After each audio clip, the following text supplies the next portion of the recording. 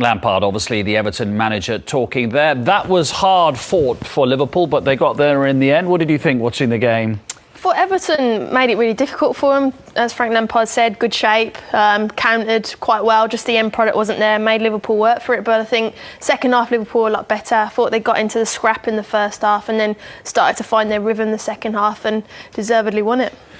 They've got a great bench and he uses it very well, Jurgen Klopp, doesn't he? He uses it as well as anybody. And I know people at home go, well, it's not that difficult. You've got really good players. But it's not just a question of chucking them on. You've got to have a purpose and a structure to it when you make your changes. And wait till next season when it's 5. Oh, yeah, don't. That's another topic for another day. But it's Liverpool's strength. I said it going back to the Arsenal game when they bring the likes of Mo Salah on and Firmino on, the strength is there. And I think with Jurgen Klopp, he knows his back 5. He knows which he prefers. We always think, is it going to be Matip or Konate? I think we've got a fair idea what his best 3 is in midfield.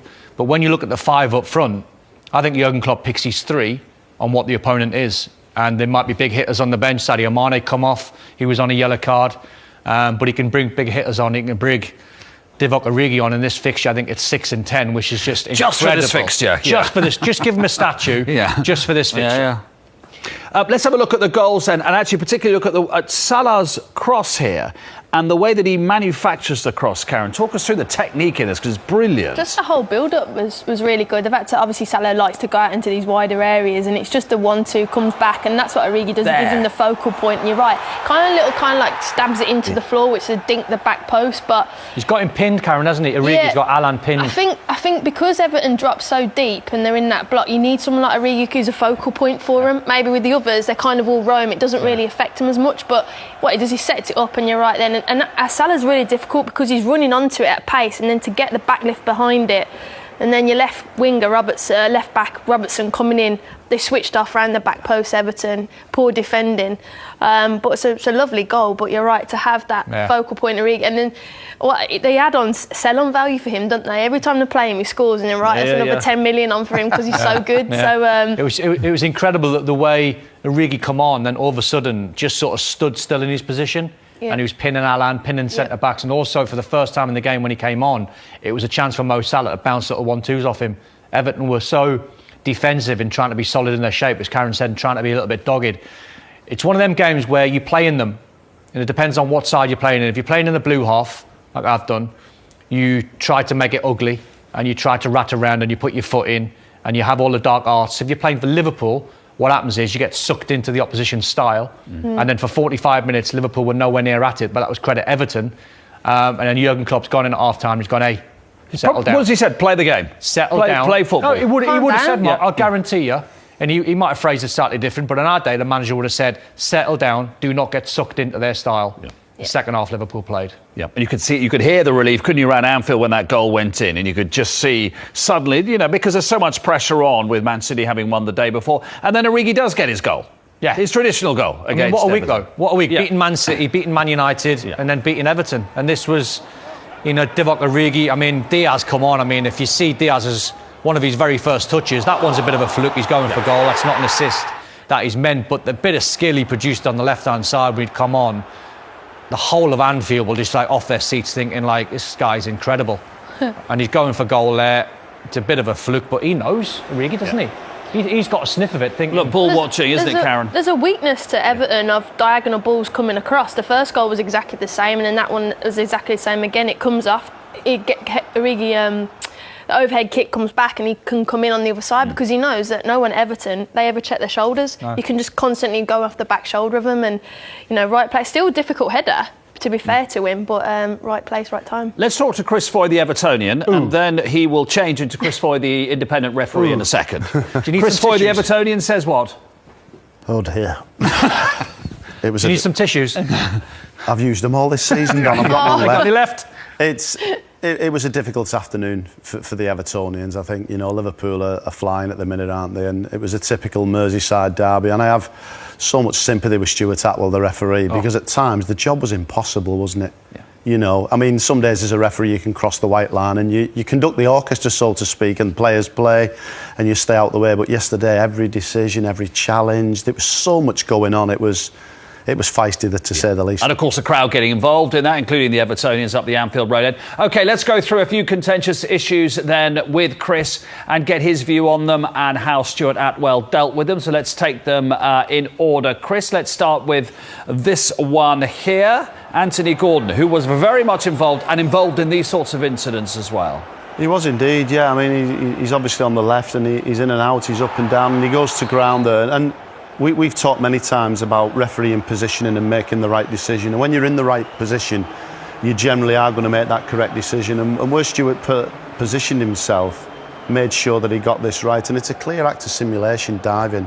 And Anthony Gordon quite rightly receives a yellow card, even though he's a little bit upset. But when you see it back, it is a dive. There can be no complaints there. He's a really good player. He does not want to get a reputation. That's what I'm trying to say. Yeah, you don't want to kind of get tarnished with that he goes down too easy, and then you lose. Actually, there was a couple of others where I think he probably could have had something, but maybe because of what's happened in there, he's got that reputation. The referee's like, I'm not buying into it now, and you can understand the referee got that spot on. There was not enough contact. It was completely soft.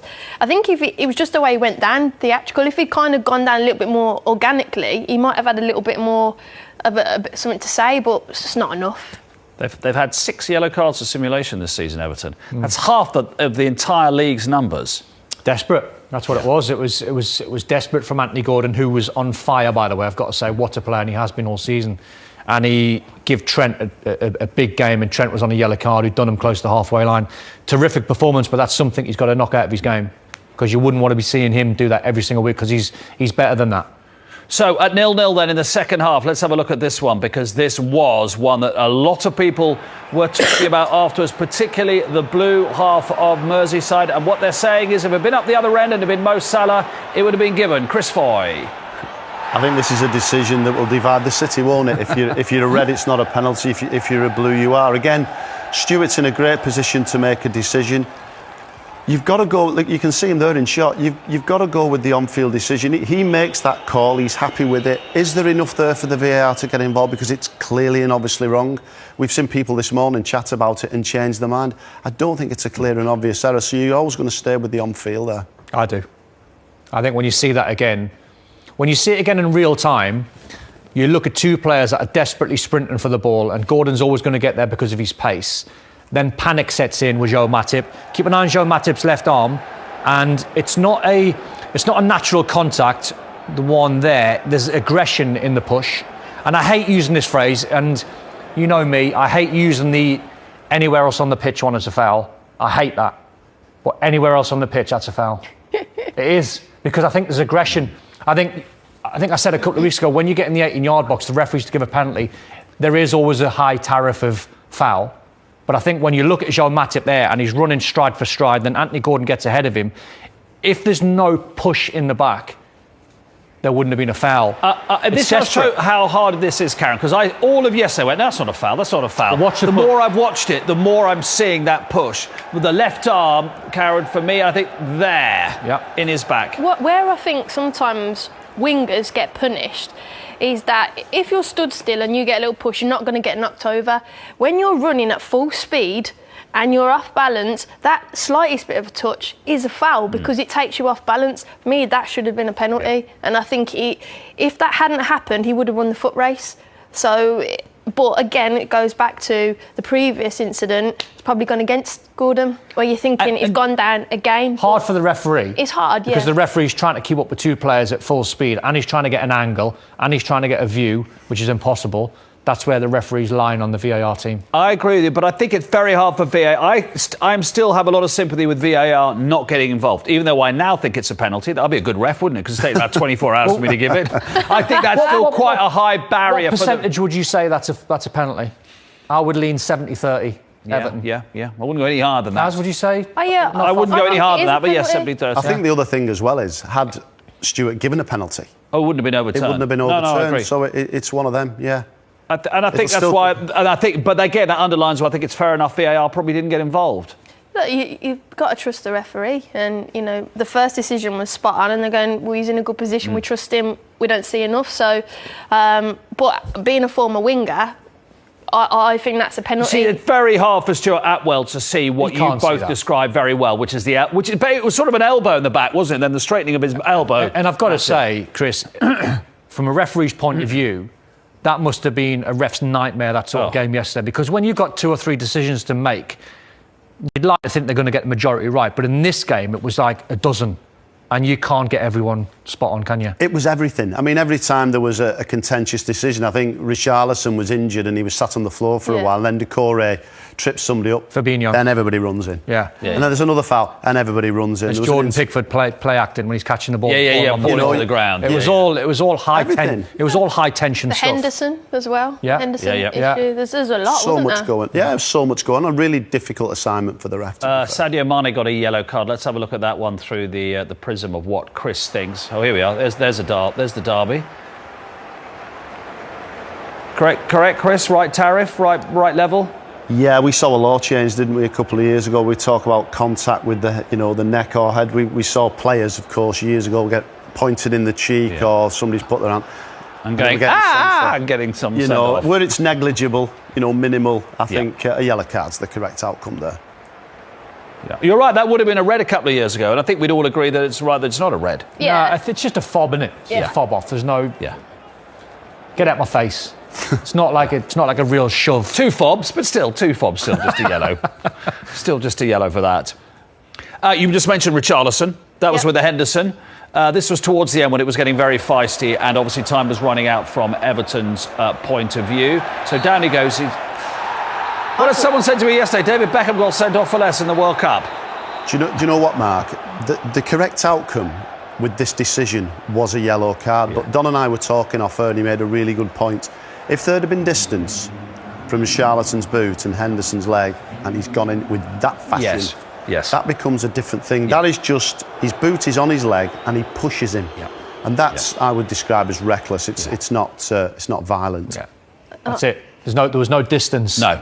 If Richarlison's studs are a little bit of a way off Jordan Henderson, and there's a little bit of a gap. This is my opinion. I might be completely wrong. And then he sort of does that action. You go, that's violent. That's a red card. But actually, as he falls down, it was on it already. It was and he's on it pushed for an it away. age, wasn't it? Just about gets away with it. Yeah, but is there a need for him to do it? No, but it's just the way it is, isn't it? I know, but I just think he's lucky. I think there's not a need to do it. Why did he do it? So then. Ask our tackling expert. Yeah, you are. Yellow or red? He knows what he's doing. You saw his face when he was going What are you down. saying, yellow or red? A bit in between. Never made Come it red. Come on, you're in VAR next season. Karen, tell us, what should we give? We'll give a yellow to keep you happy. You said to Don after every single one of his bookings, Don, was there any need to do that? Just give it really yellow. any need to do Keep that? Me happy. It'd get in my head though, but yeah, fine, Don. Fine, get on, crack on. This is something interesting to look at in terms of the money spent between the 2 Merseyside teams since the summer of 2016. So, in ball terms, Everton have spent more. They've received less. Look at their net spend. So the difference between the two, it's double what Liverpool have. They've spent twice as much to win nothing and to go down the table. That says to me that Everton over the years have just been chucking darts. Yeah. Yes. Right across the board just to try and bing it. Almost double the number of 20 million plus signings there. Oof. And you were saying, interesting off there, actually reflecting what's going on in the women's team this season. Yeah, I think there's synergies between, the men's side and the women's side, where the women's side have spent no direction. They're going into their 3rd manager. Total synergies with the whole football club business model. How can you spend that much and regress?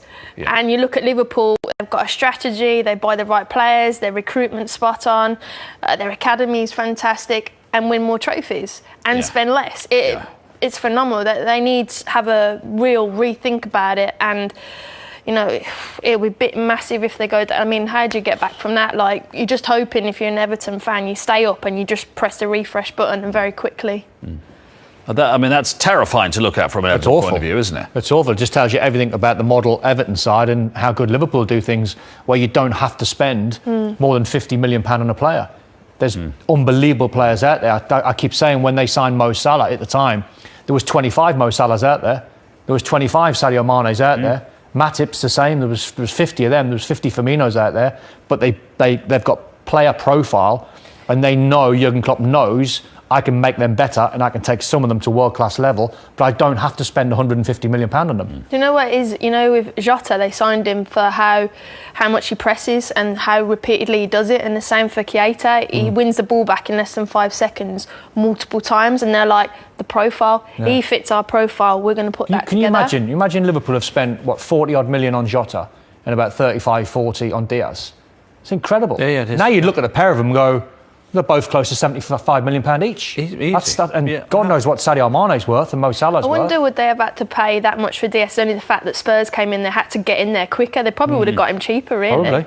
Yeah, they had to pay more. Porter wanted more now, up front, which is understandable. Let's have a look at the bottom of the table, see where it leaves Everton, who we have to say now, Evertonians in the corner, are in serious danger of going down for the first time in a generation. Massive trouble. Properly serious danger. Massive trouble. Burnley have been there before over the years, and they've had a new manager bounce. I'm looking at the Burnley players, people like Dwight McNeil, who are now playing with freedom, smiles on their faces. You see Vidra's goal later on, and there's a happy camp there under the new manager.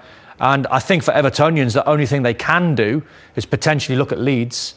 And Leeds' next 4 fixtures are horrendous. Could lose all 4 of them. So they could try and suck Leeds in. But Everton at Goodison are going to have to rely on home wins. Away from home, I don't fancy them. Don, how did you do it last time? Graft.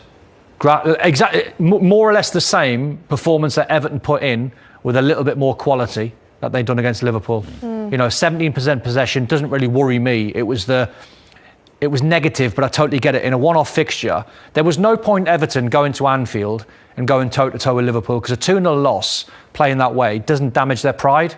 Going to Liverpool, going to Anfield and trying to outplay them and getting done 7, because that's what it would have been. It would have been 6 or 7. The gulf in class is too big. So home form is key, and then having that attitude away from home in the remaining fixtures can be done. That's what we did.